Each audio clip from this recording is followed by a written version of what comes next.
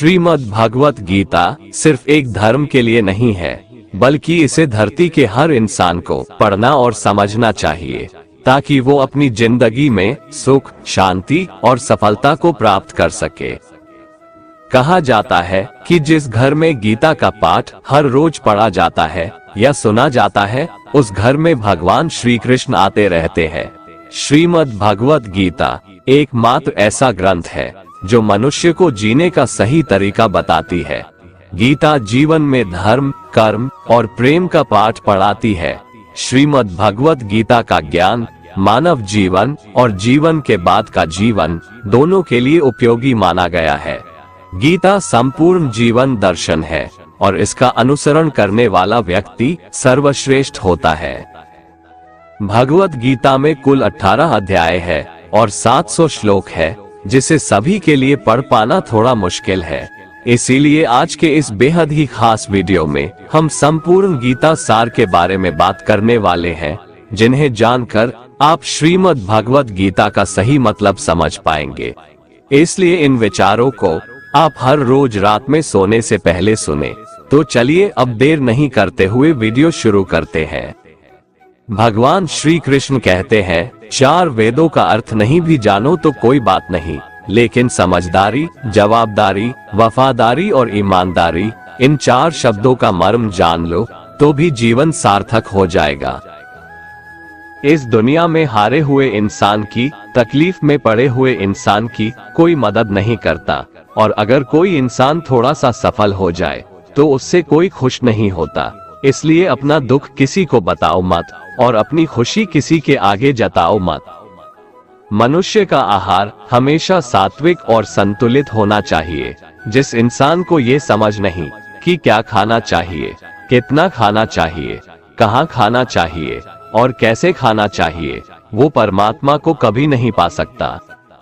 जो मंदबुद्धि मनुष्य सिर्फ दिखावे के लिए कहता है कि उसने समस्त इंद्रियों को वश में कर लिया है, परंतु वह मन ही मन उन इंद्रियों के विषयों का चिंतन करता रहता है, वो मनुष्य मिथ्याचारी अर्थात दंभी कहा जाता है। जो पुरुष परंपरा से नहीं चलता, सृष्टि चक्र के नियमों का पालन नहीं करता, अर्थात अपने कर्तव्य का पालन नहीं करता, वह इंद्रियों के द्वारा भोगों को भोगने वाला पापी पुरुष व्यर्थ ही जीता है। परंतु जो मनुष्य आत्मा में ही रमण करने वाला और आत्मा में ही तृप्त तथा आत्मा में ही संतुष्ट हो, उसके लिए कोई कर्तव्य नहीं है। आत्मा का मतलब यहाँ सबसे बड़ा सच है, और जो सत्य को समझता है, सत्य में ही खुश होकर सत्य में ही रहता है, उसके लिए कोई कर्तव्य नहीं है। लेकिन ऐसा कोई लाखों करोड़ों में एक होता है। उस महापुरुष का इस विश्व में न तो कर्म करने से कोई प्रयोजन रहता है और न कर्मों के न करने से ही कोई प्रयोजन रहता है, तथा संपूर्ण प्राणियों में भी इसका स्वार्थ से कोई संबंध नहीं रहता। कहने का सीधा मतलब है, जिसे परमात्मा मिल चुका है वह कोई और दूसरा कर्म क्यों करे। जो ज्ञानी है, जिन्हें ईश्वर की सच्चाई मालूम हो चुकी है, उनकी ये जिम्मेदारी बन चुकी है कि उनके काम करने के तरीके से कहीं किसी और के मन में काम करने के प्रति अश्रद्धा या अपमान ना पैदा हो जाए। इसलिए उन ज्ञानी जनों के लिए ये जरूरी है कि वो ऐसा उदाहरण सामने रखें, जिससे हर कोई अपना कर्म, अपना कर्तव्य करने के लिए प्रेरित हो। तामसिक गुण वाले व्यक्ति आलस्य या नींद इसी प्रकार के कर्म करते हैं। राजसिक गुण वाले बात बात पर शौर्य या बहादुरी दिखाने का काम करते हैं, लेकिन ज्ञानी मनुष्य जानते हैं उसके गुण ही उससे कर्म करवा रहे हैं, और जो ज्ञानी नहीं होते वो समझते हैं कि सब कुछ वही कर रहे हैं। उठाकर फेंक दो उन रिश्तों को गहरे समुंदर में, जिनमें वक्त पड़ने पर स्वार्थ और मतलब की बदबू आती हो। अगर सही मायने में आप अपना जीवन बदलना चाहते हो, तो सबसे पहले आपको अपना मन बदलने के लिए तैयार रहना पड़ेगा, क्योंकि जैसा आपका मन रहेगा वैसे ही आपके विचार होंगे, और जैसे आपके विचार होंगे वैसे ही आपका जीवन होगा। जो जा रहा है उसे जाने दो, वो आज रुक भी गया तो कल चला ही जाएगा। आप जितने सरल, सीधे और नर्म दिल के रहोगे, उतना ही चतुर और बेईमान लोगों द्वारा खदेड़ दिए जाओगे। जिंदगी में सब कुछ दोबारा मिल सकता है, पर वक्त के साथ खोया हुआ रिश्ता और भरोसा दोबारा नहीं मिलता। भरोसा उसी पर करना जो निभाने के लायक हो। कुछ पल का साथ तो अर्थी उठाने वाले भी दे देते हैं। सच्चे लोगों पर भी उतना विश्वास रखिए जितना दवाइयों पर रखते हैं। बेशक थोड़े कड़वे होंगे, पर आपके लिए फायदेमंद होंगे। उन लोगों से तो दूरियां ही ठीक है जिन्होंने आपकी नजदीकियों की कभी कदर नहीं की। बड़ा वही होता है जो छोटों के दर्द को समझ सके। कौन क्या कर रहा है, कैसे कर रहा है, क्यों कर रहा है, इन सब से आप जितना दूर रहेंगे उतना ही खुश रहेंगे। हर रिश्ते की अलग अलग सीमाएं होती है, लेकिन बात जब आत्मसम्मान की हो तो वहां पर हर रिश्ता समाप्त कर देना ही उचित होता है। सुबह की नींद इंसान की इरादों को कमजोर बनाती है। मंजिल को हासिल करने वाले लोग कभी देर तक नहीं सोते। मदद एक ऐसी घटना है, करो तो लोग भूल जाते हैं और ना करो तो लोग याद रखते हैं। इंसान दो लोगों से हमेशा हार जाता है, एक अपने परिवार से और दूसरा अपनी पसंद के इंसान से। मूर्ख इंसान अपना तो नुकसान करता ही है, लेकिन जो उसकी मदद करता है उसका भी नुकसान करता है। जीवन में इतने व्यस्त हो जाओ कि पछतावा, दुख, नफरत, डर के लिए समय ही ना बचे। कोई भरोसा तोड़े तो उसका भी धन्यवाद करें। वो हमें सिखाते हैं कि भरोसा सोच समझकर करना चाहिए।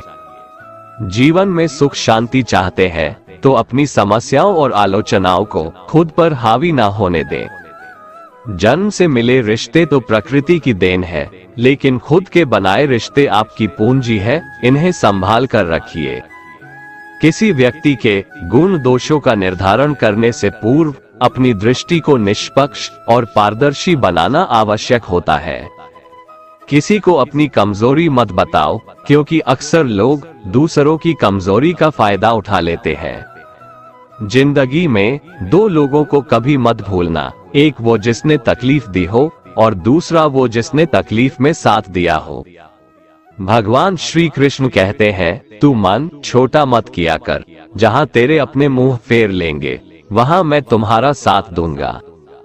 तू किसी के आगे इतना भी मत झुक कि वो तुम्हें गिरा हुआ समझने लग जाए।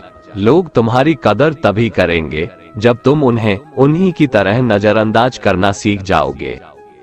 दीपक का जीवन इसलिए वंदनीय नहीं है कि वह जलता है, बल्कि इसलिए वंदनीय है कि वह दूसरों के लिए जलता है, दूसरों से नहीं जलता।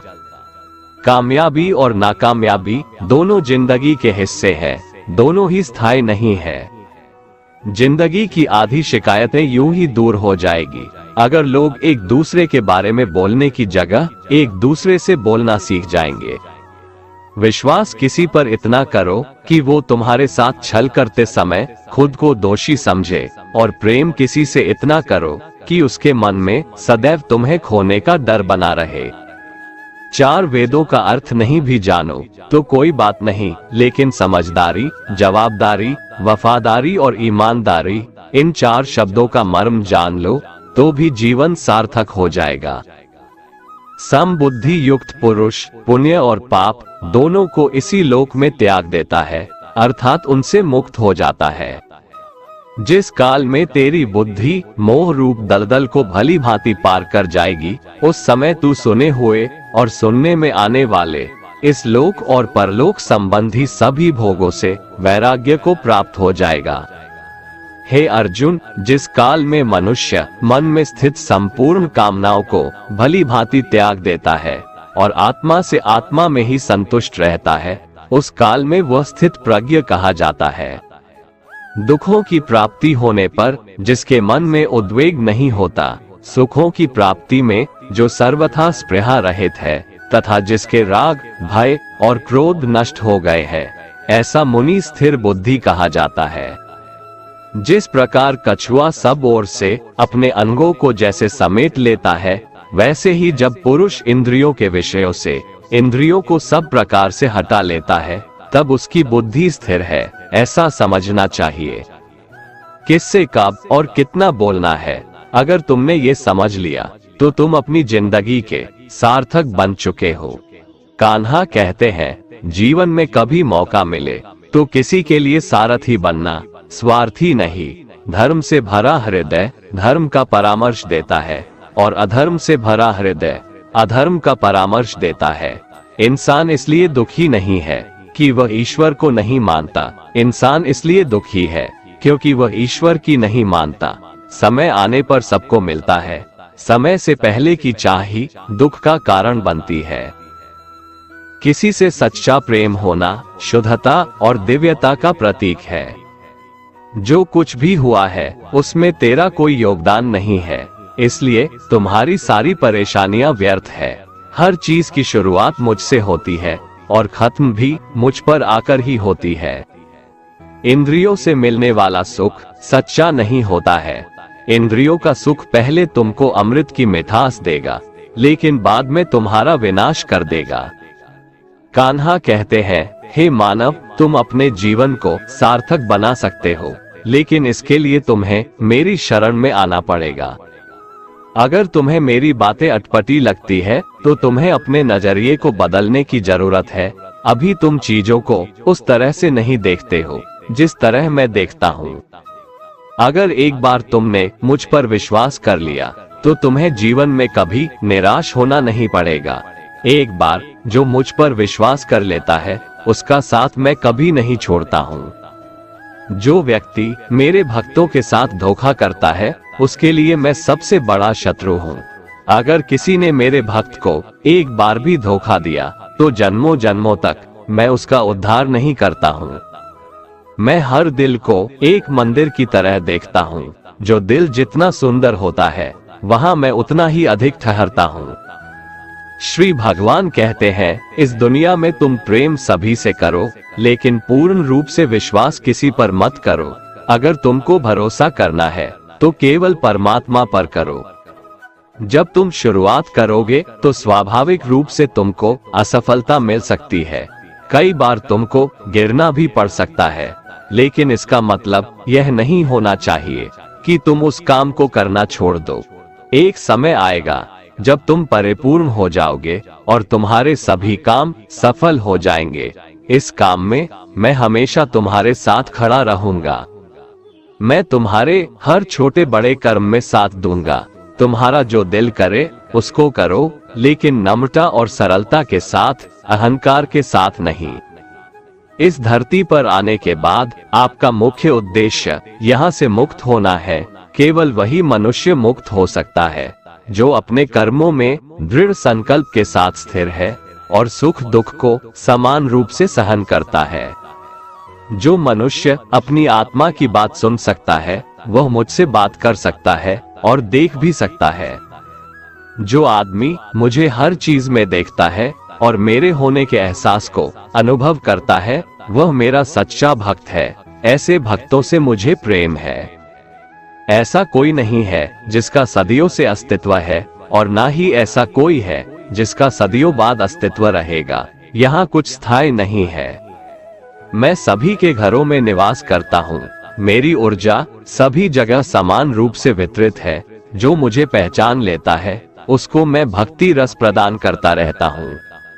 दुनिया का सबसे बड़ा पापी अगर समर्पण के साथ मेरी सच्ची उपासना करे तो मैं उसको भी शुद्ध कर देता हूँ। जो तुमने सुना है उस पर विश्वास मत करो। कुछ लोग अपने विवेक से मुझे अपना बनाते हैं, कुछ लोग ज्ञान से, कुछ लोग कर्म से, कुछ योग से। तुम मुझे किस रूप में प्राप्त करना चाहते हो ये पूरी तरह तुम्हारे ऊपर है। तुम मुझे जिस रूप में बुलाओगे मैं उस रूप में हाजिर हो जाऊंगा। तुम मेरे प्रति सदा चौकस रहो, मेरी उपासना करो, अपने हर एक काम के लिए मेरा स्मरण करो। मैं वादा करता हूँ तुम मेरे प्रिय बने रहोगे। भगवान श्री कृष्ण कहते हैं, मनुष्य का मन वायु की तरह चंचल है। यह मन ही है जो मनुष्य को काम वासनाओं की तरफ भटकाता रहता है। अगर जीवन को सफल बनाना है तो मन पर काबू करना बहुत जरूरी है। मन को वश में करने से दिमाग की शक्ति केंद्रित होती है, जिससे कार्यों में सफलता मिलने लगती है। गीता के अनुसार जिस व्यक्ति ने अपने मन पर काबू पा लिया, वह मन में पैदा होने वाली बेकार की चिंताओं और इच्छाओं से भी दूर रहता है। साथ ही व्यक्ति अपने लक्ष्य को भी आसानी से प्राप्त कर लेता है। अगर मन को वश में नहीं करोगे तो वह तुम्हारा सबसे बड़ा शत्रु बन जाएगा। भगवान कहते हैं, जो मनुष्य सुख और दुख में शांत रहता है, जिसके राग, भय और क्रोध नष्ट हो गए हैं, जो मनुष्य शुभ और अशुभ वस्तु को पाकर न प्रसन्न होता है और न द्वेष करता है, जिन्होंने अपनी इंद्रियों को वश में कर लिया है, वो स्थिर बुद्धि मनुष्य मुनि के समान है। ऐसा मनुष्य स्थिर चित्त और इंद्रियों को वश में करके ज्ञान द्वारा परमात्मा को प्राप्त करके हमेशा संतुष्ट रहता है। क्रोध मनुष्य को नरक की ओर ले जाने वाला द्वार है। क्रोध करने से व्यक्ति का मन अशांत हो जाता है और उसकी स्मरण शक्ति भ्रमित हो जाती है। स्मृति में विभ्रम होने से उसकी बुद्धि नष्ट हो जाती है और फिर व्यक्ति का पतन हो जाता है। भगवान श्री कृष्ण कहते हैं, मनुष्य को क्रोध करने से बचना चाहिए। कितना भी गुस्सा आए, स्वयं को शांत रखने का प्रयास करे।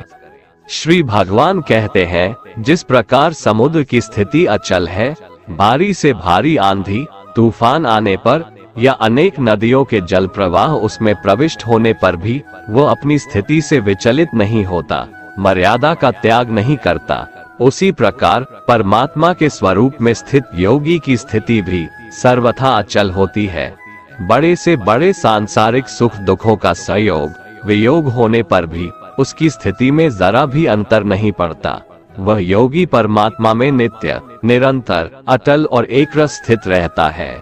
जो मनुष्य संपूर्ण कामनाओं को त्याग कर ममता रहित, अहंकार रहित और स्पृहा रहित होकर विचरण करता है, वही मनुष्य शांति को प्राप्त कर पाता है।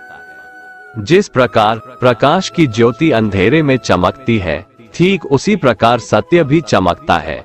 इसलिए व्यक्ति को सदैव सत्य के मार्ग पर चलना चाहिए। सत्य कभी दावा नहीं करता है कि मैं सत्य हूँ, लेकिन झूठ हमेशा दावा करता है कि सिर्फ मैं ही सत्य हूँ। इस संपूर्ण संसार में कोई भी व्यक्ति महान नहीं जन्मा होता है, बल्कि उसके कर्म उसे महान बनाते हैं।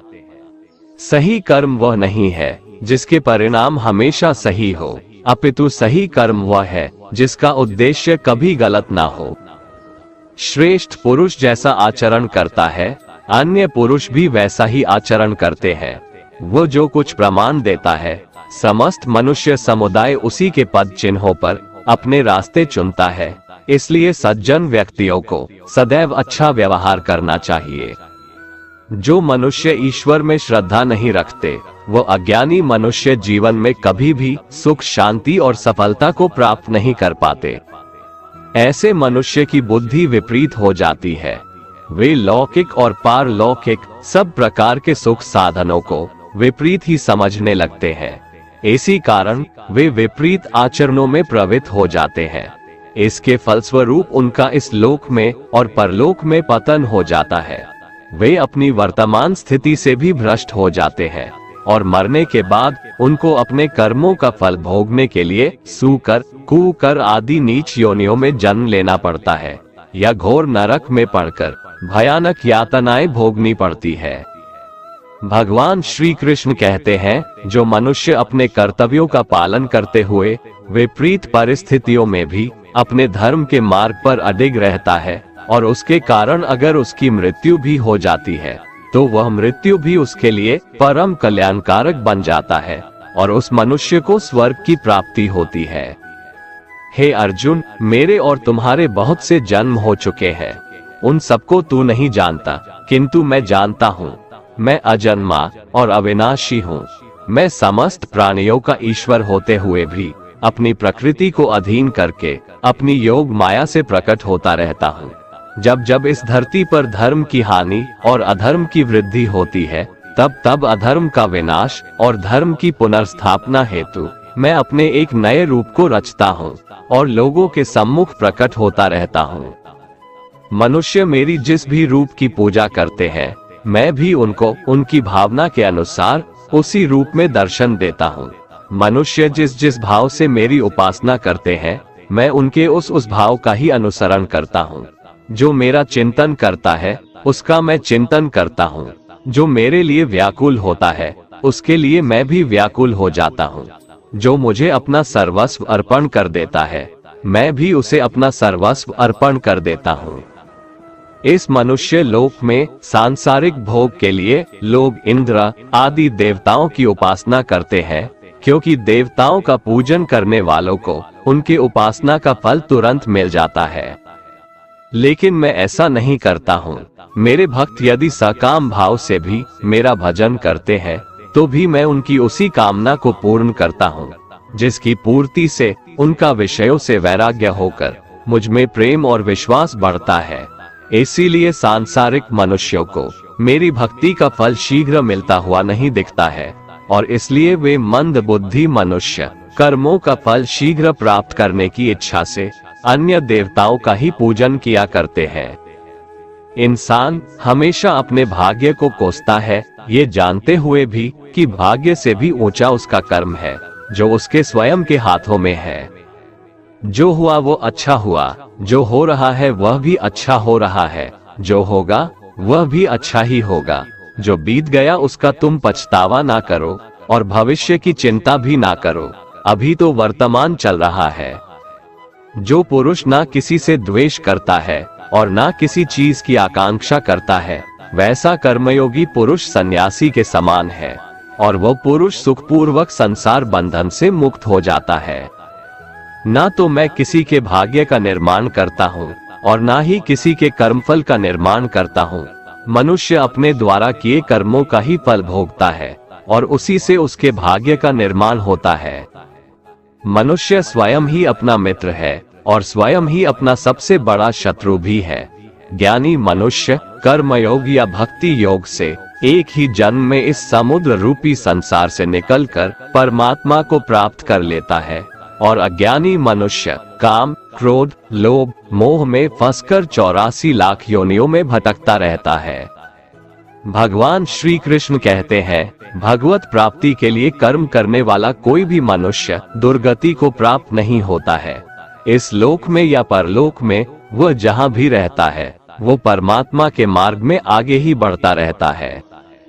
हे अर्जुन, जिनकी बुद्धि माया ने हर ली है, जो जानबूझकर पाप कर्मों में ही लिप्त हैं, जो मुझे जानने की चेष्टा भी नहीं करते, ऐसे मनुष्य को जीवन में और जीवन के बाद के जीवन में भी कष्टों से मुक्ति नहीं मिल पाता है। जो मनुष्य अंत काल में भी मुझको स्मरण करता हुआ शरीर त्यागता है, वह मेरे परम धाम को प्राप्त होता है, इसमें कोई संशय नहीं है। देवताओं को पूजने वाले देवताओं को प्राप्त होते हैं, पितरों को पूजने वाले पितरों को प्राप्त होते हैं, भूतों को पूजने वाले भूतों को प्राप्त होते हैं, और मेरा पूजन करने वाले भक्त मुझको ही प्राप्त होते हैं। इसलिए मेरे भक्तों का पुनर्जन्म नहीं होता। जो कोई भक्त मेरे लिए प्रेम से पत्र, पुष्प, फल, जल आदि अर्पण करता है, उस शुद्ध बुद्धि निष्काम प्रेमी भक्त का प्रेम पूर्वक अर्पण किया हुआ वह पत्र, पुष्प मैं सद्गुण से प्रकट होकर प्रेम पूर्वक खाता हूँ। भगवान श्री कृष्ण कहते हैं, हे अर्जुन, तू जो कर्म करता है, जो खाता है, जो हवन करता है, जो दान देता है और जो तप करता है, वह सब मुझे अर्पण कर, मैं तुम्हें मुक्ति प्रदान करूंगा। मेरे लिए ना तो कोई प्रिय है और ना ही अप्रिय, परंतु जो भक्त मुझको प्रेम से भजते हैं, वो मुझ में है और मैं उनमें हूँ। यदि कोई दुराचारी भी अनन्य भाव से मेरा भक्त बनकर मुझको भजता है, तो वह पुरुष भी साधु के समान है, क्योंकि उसने भली भांति निश्चय कर लिया है कि परमेश्वर के भजन के समान अन्य कुछ भी नहीं है। स्त्री, वैश्य, शूद्र, भूत, पिशाच, चांडाल कोई भी हो, वो मेरी शरण में आकर परम गति को प्राप्त होते हैं। हमारे तामसिक गुण हमारे अंदर हीन भावना पैदा करके हमें खुद को उदास और नुकसान पहुंचाते हैं, और हमारे राजसिक गुण हमें ईर्ष्यालु और लोभी बना देते हैं।